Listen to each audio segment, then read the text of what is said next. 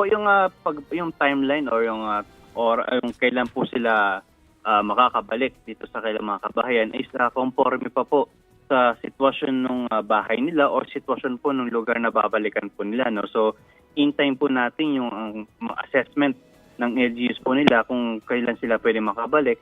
Then depende nga rin po yun sa babalikan nila dahil kung ang bahay po nila is totally wrecked, is yun pa talaga, hindi makakabalik talaga. Pero kung sa ngayon po, kung lubog lang po sa baha, hintayin lang po natin na humupa yung baha, then at least makakabalik na po sila sa kanilang kabahayan.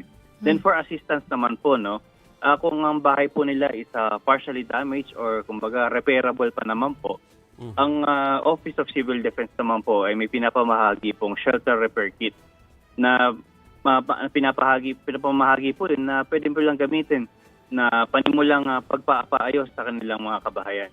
Then kung totally wreck, wala na po talaga or hindi na pwedeng balikan yung kanilang bahay, ay ang Department of Human Settlement naman po ang tutulong po sa kanila, no? So pwede silang bigyan ng pabahay or pwede silang hanapan ng pwedeng nilipatan.